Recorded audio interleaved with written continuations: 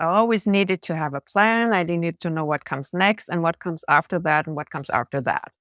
And that's not how life works. It's good to have a plan, and it's maybe necessary to let go of the plan because life tends to throw us curveballs or experiences that will need us to, that for which we need to be flexible and nimble and adjustable.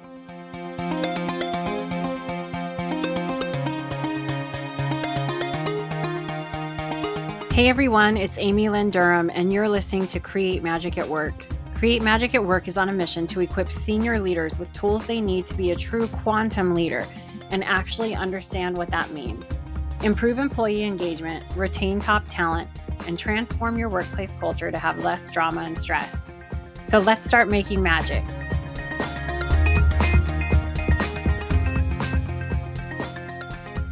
Hey everyone, welcome to Create Magic at Work.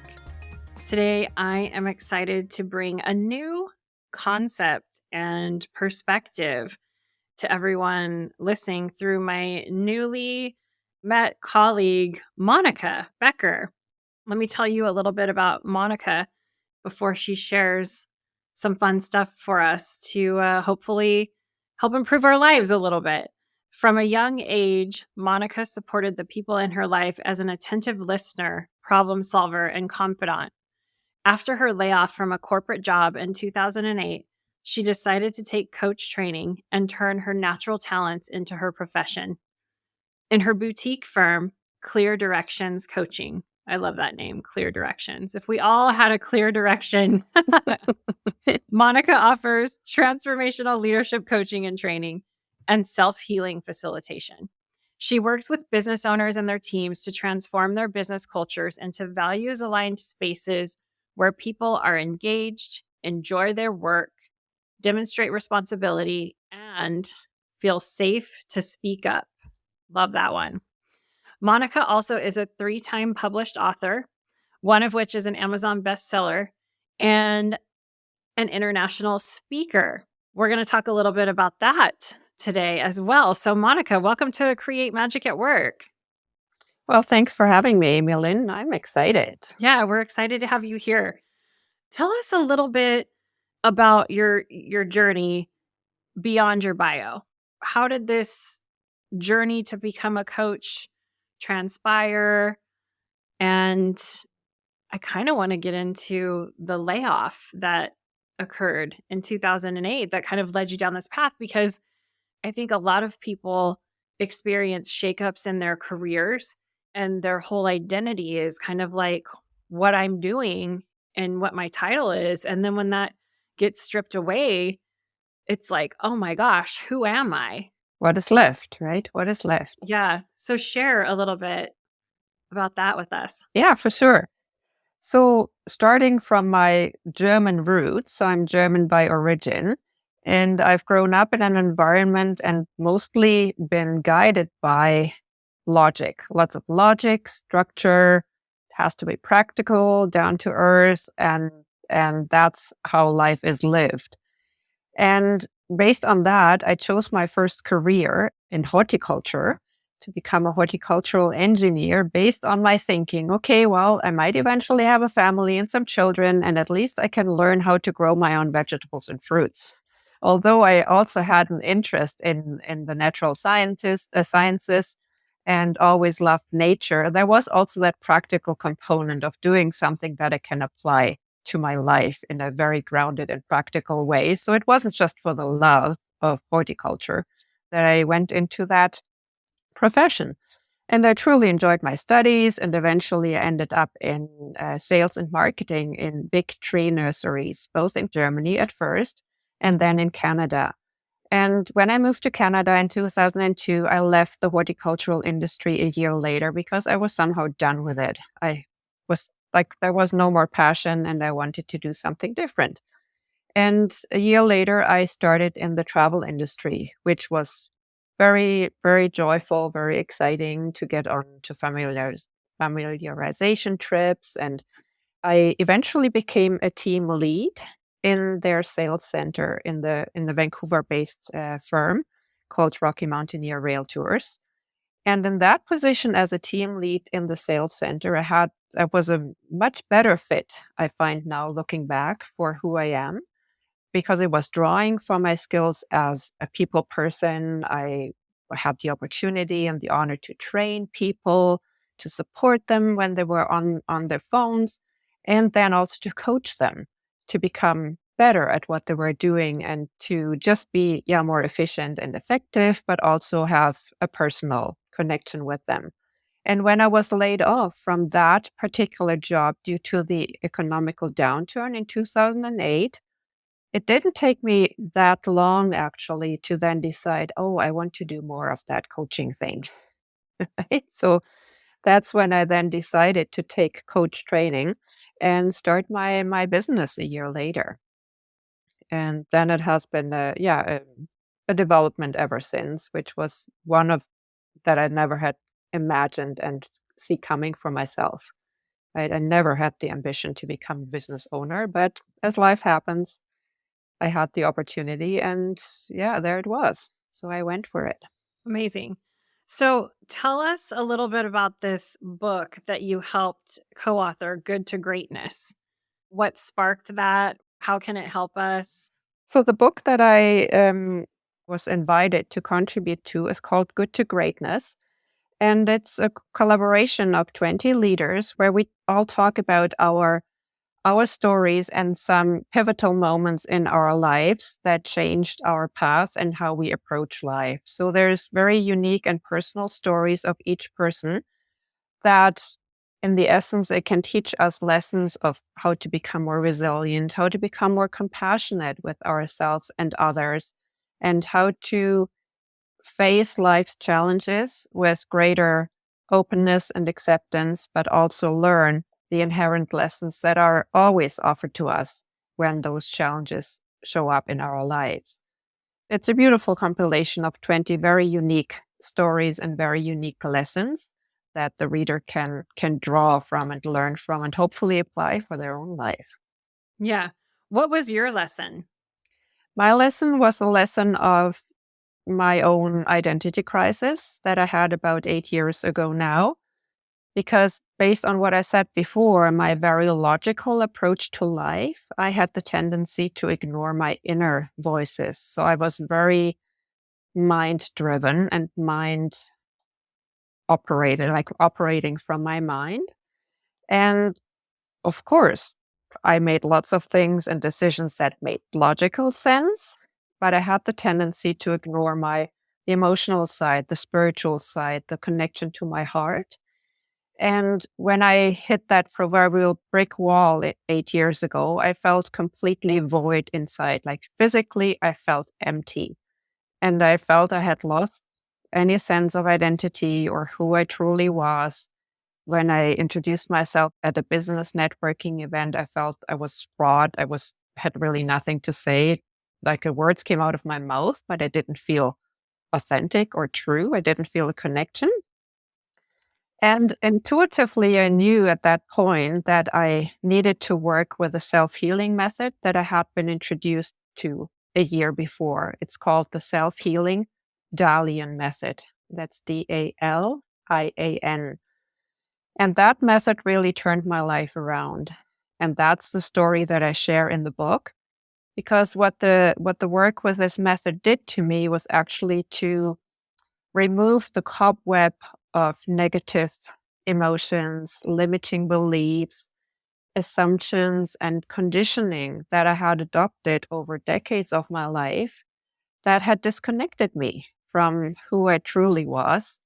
And I needed to, like, there had been so many layers of those conditionings and limitations that I had imposed on myself that it just needed to first for me to come to a halt and find a way for me to reconnect with my true self, my roots, my essence, and my solid being.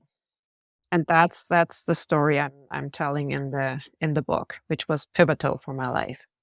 And the Dalian method, for those of us that haven't heard of it ever, do you use that with your clients? How does that help leaders in the workplace?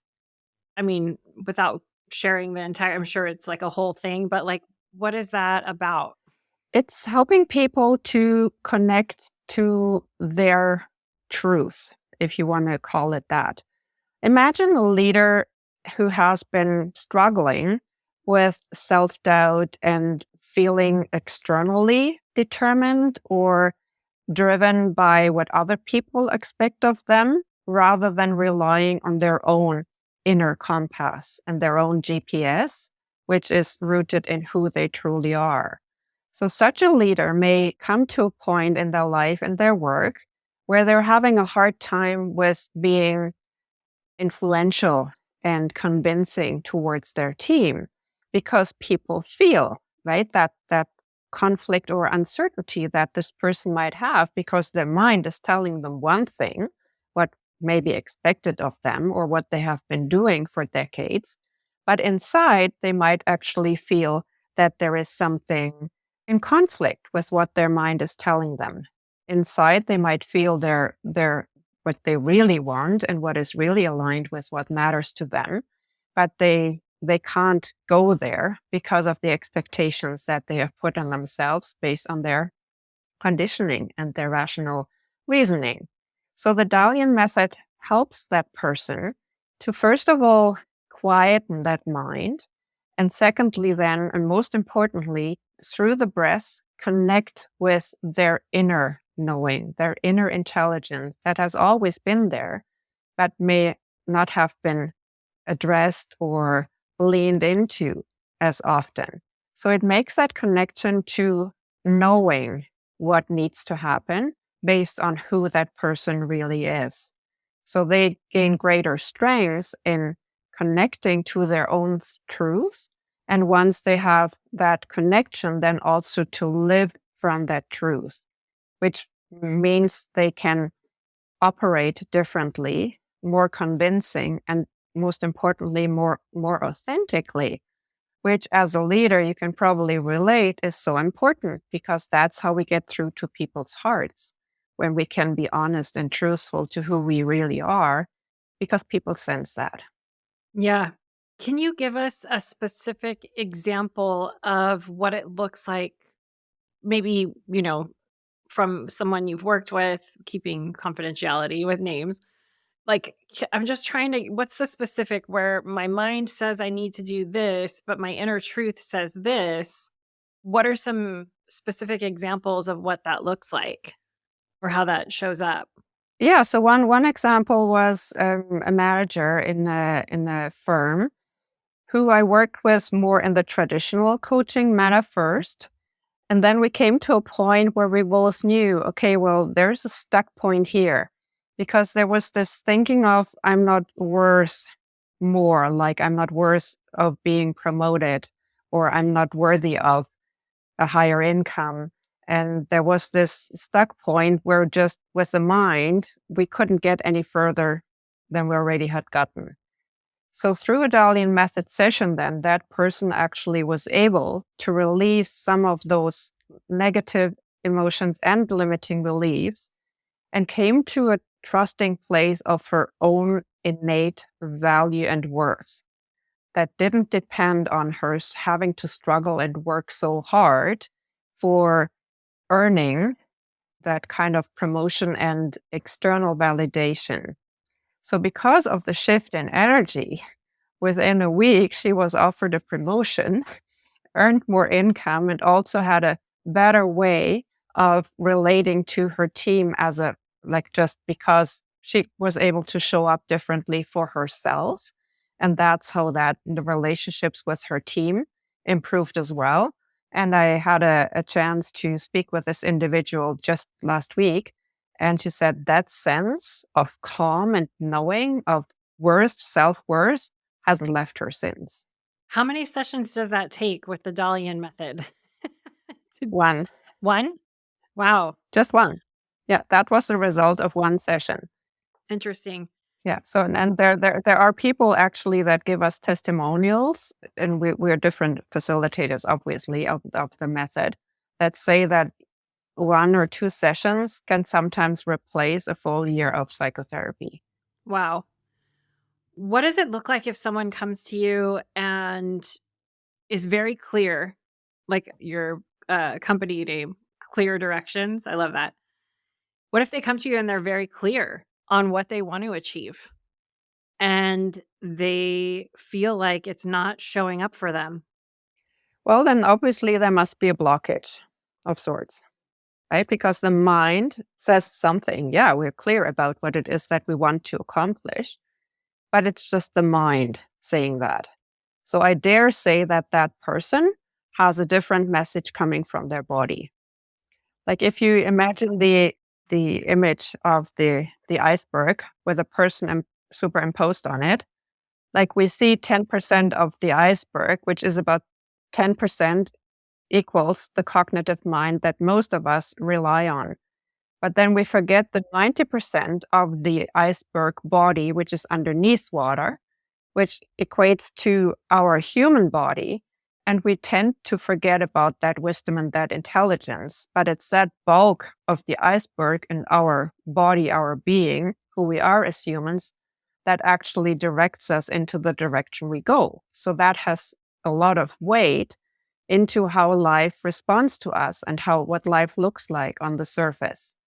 So if this person has a very clear mental idea about what their goal is, but it's not manifesting in their life, I dare say there is an energetic blockage, a blockage of belief, unconscious beliefs that is blocking the energy from manifesting in the way that they desire.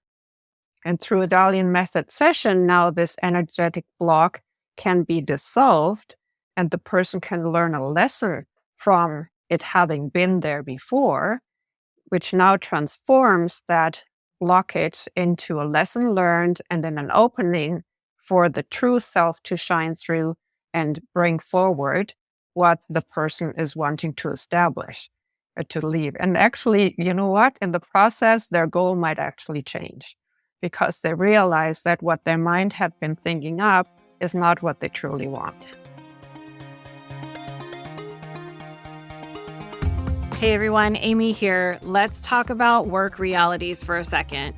Whether you're dealing with a tough boss, struggling with team miscommunication, feeling stuck in decision making, let's be real, work drama exists and it's exhausting, but it doesn't have to be this way. At Create Magic at Work, we help leaders like you cut through the chaos, build next level communication skills, and make better, faster decisions without the stress spiral. Whether you're leading a team or just trying to keep your sanity at work, we've got your back. We coach executives and teams like yours to develop interpersonal savvy, drive engagement, and bring your vision and purpose to life so work actually feels energizing again. Imagine that. More engagement, more productivity, less drama. Our executive coaching team has been in your shoes. We've led teams, navigated workplace challenges, and know what it takes to help you succeed and achieve your goals. Real experience, real talk, and real results. If you're thinking, yes, Amy, we need this at my work, then let's talk. Click the link in the show notes and let us help you and your teams become a high-performing, engaged, and productive force of clarity and calm. I'll see you in the Zoom room. Let's throw the stress and drama out the window. Click on the link in the show notes.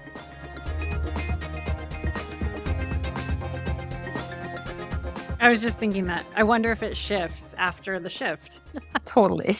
Totally. And also, how does that play into the universal law and spiritual principles that, at least as a spiritual intelligence coach and executive coach, leaving some room for the unimaginable? I try to share with my clients, right? Like, who are we to truly know the amazing things that await us?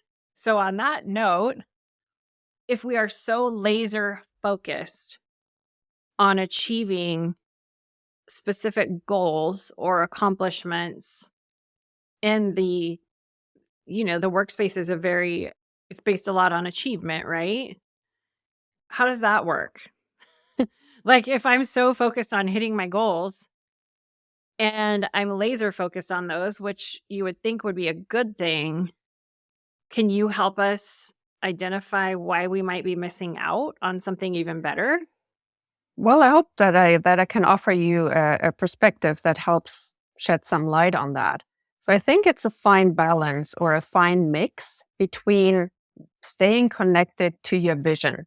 But the vision is not just coming from your mind, it's also coming from your soul and your heart, right? So if you know what you want to experience and what kind of vision you have for your life or for the world that you want to contribute to, I think your task or our task is to stay connected with that, while at the same time being open to it changing, right? So it's not that we need to cling to that vision and hold it firm in our mind every day in and day out.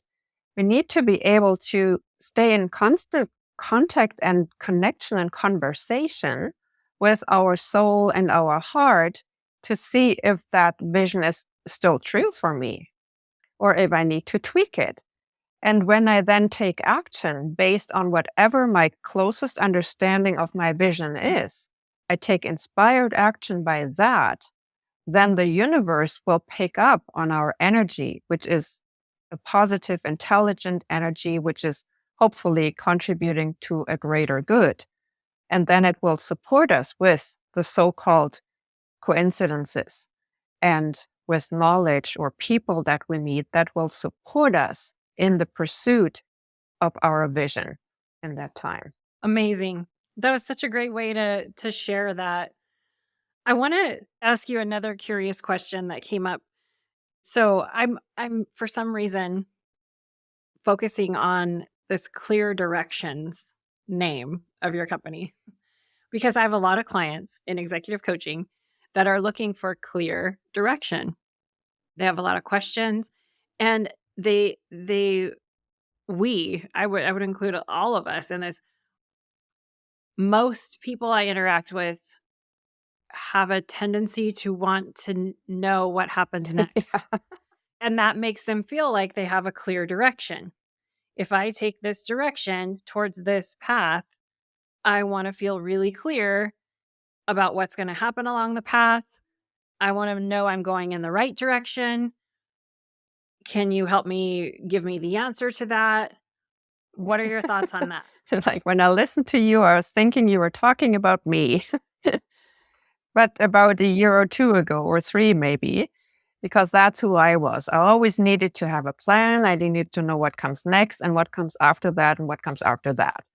And that's not how life works.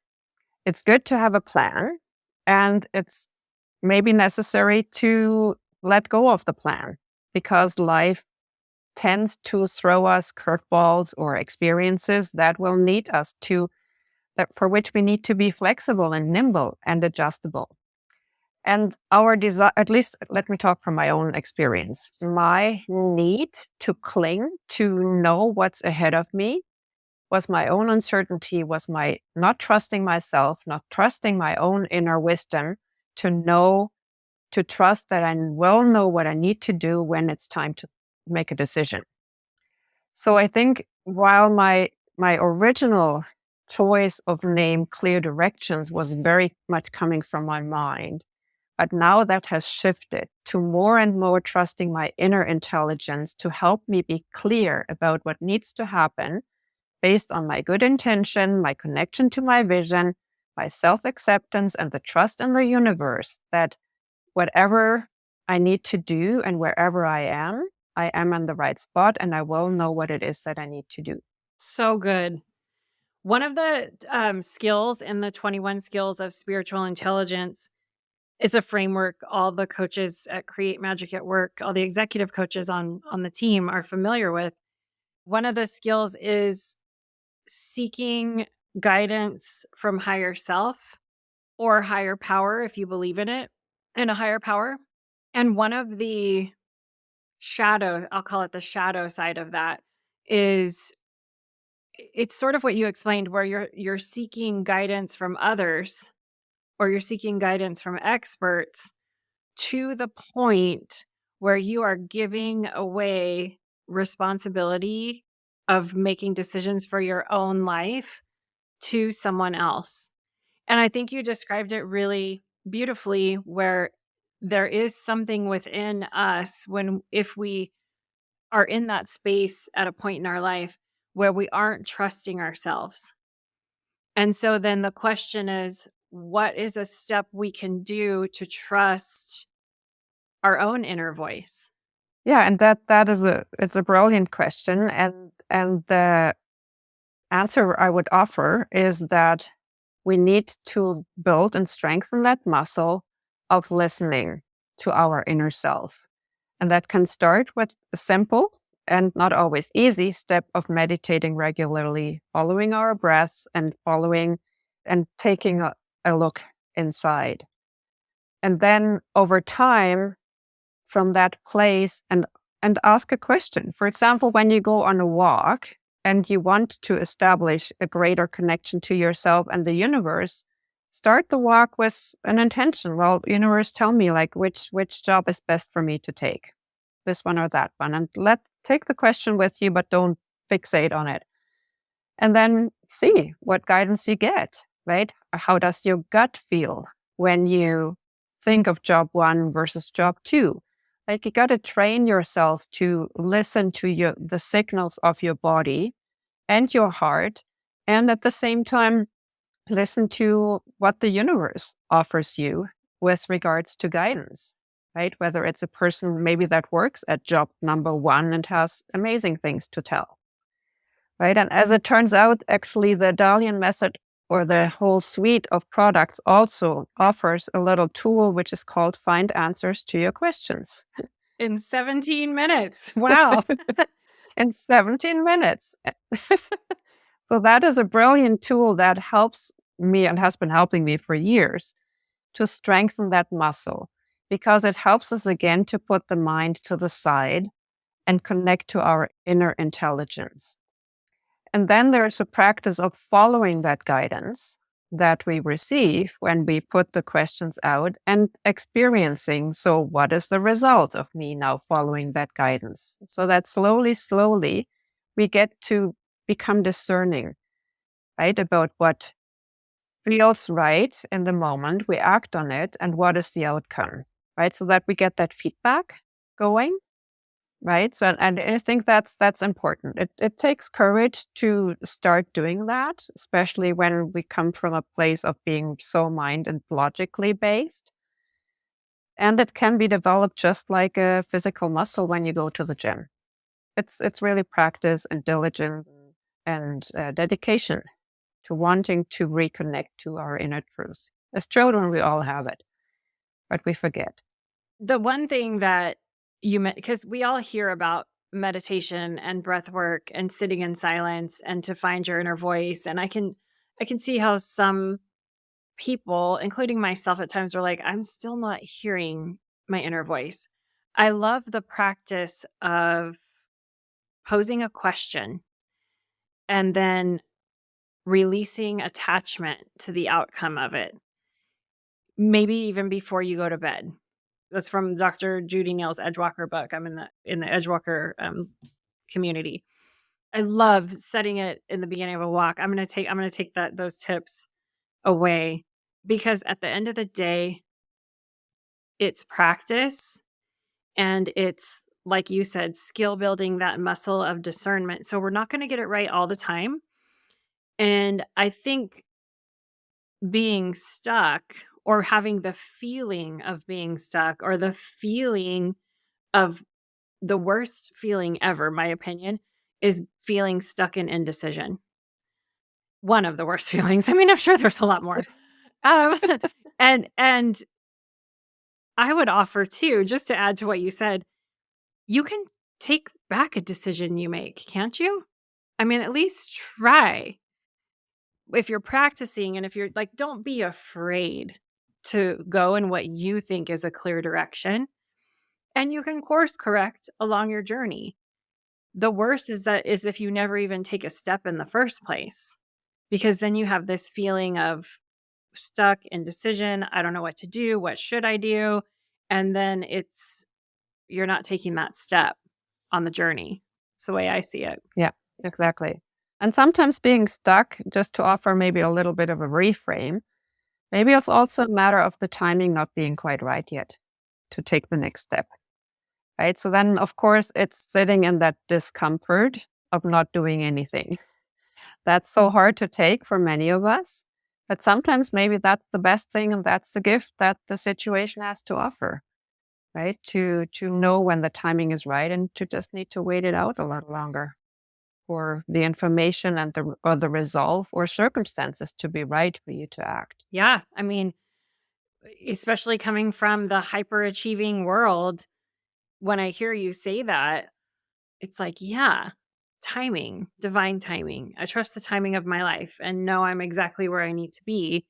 And recognizing there's this, oh, well, if I work more and if I do this and if I do that, then I'll get this and then I'll achieve this. And then, there's that voice that needs to take a nap and quiet down Exactly. so we can say, okay, there's a better timing coming soon. Or maybe the action could also be just tweaked a little rather than it being doing focused. Maybe the action is more like, okay, well, I don't know what to do externally. Maybe I just need to ask a few more intelligent questions of my inner self. Maybe I need to meditate a little more. I think it was it Mahatma Gandhi. He said, when I have a very, very busy day, I'm meditating even more in the morning.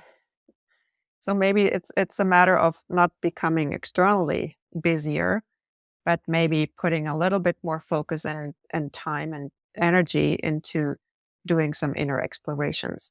Into being with a capital B. Yeah. Yes, exactly. I'm going to pull a card from the Create Magic at Work journal prompt card deck for everyone listening. This is a message for all of us today from the universe. It's a deck of 33 cards. You'll get an affirmation, and then Monika is going to get a question on the fly that she can answer for everyone to share some wisdom and advice and help us all along our journey here. So, oh my goodness. The card that we got is transformation. And the affirmation is I embrace change and give up. This is so amazing and magical because we were talking about this with clear directions and knowing your direction, all of these things. So the affirmation is I embrace change and give up the need to know what happens next. Wow. Look at that. Yeah. I embrace change and give up the need to know what happens next. So, Monika, if someone is worrying about their career, what are some ways they can release some of those worries? One way that comes to mind, and is I've got two things to say. One is more mind-based, like look back at your life so far and see what your past was. Have you ever been without work? Have you found work again? What in the past can you look back on that was a success or that eventually you knew what to do? Right? So what kind of was your history in finding work or your next career path? So to see if you find some parallels and some positive experience there. And then the second thing is to practice more that inner connection and to build your self-trust and the trust in the universe. And the only way that, or the best way that I know to do this is by meditation, maybe some journaling as well. Like, what is it that I truly want? And did I get it before in my life? And what can I do to, and really feel it inside? What is it that I and my heart, my soul truly want? So to, as we said before, to build that muscle of going inside, getting to know yourself really, really well, aside from your mind, but really connect to your body. And let that practice of stillness and connecting to you help you relax into trusting yourself and the universe and the perfect timing. But I think it's a both and that would help in that situation. Yeah, thank you. Thanks for sharing that beautiful message today. So magical that it came up, as we know, around the conversation out of 33 cards. Monika, if someone wants to reach out to you and try the Dalian method and get unblocked and experience your coaching, how can they connect with you? Yeah, thanks for asking. So the best way to connect with me is through my website, which is cleardirections, the plural, .ca.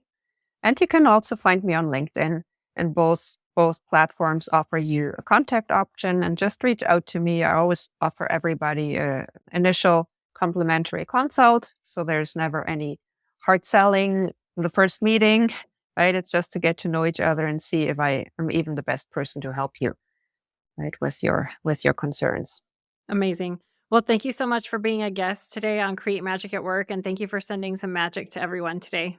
Well, thanks for having me, and thank you for allowing me to share some of my insights and tools or tips.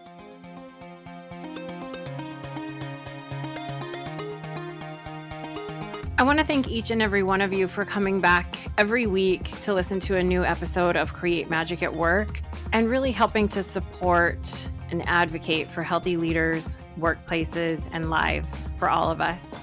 If you want any information on how to connect with me, click on the link in the show notes. You'll get access to all of the social media links for Create Magic at Work.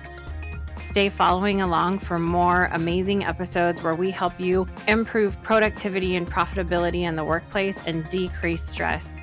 Sending magic to everyone, and see you next time.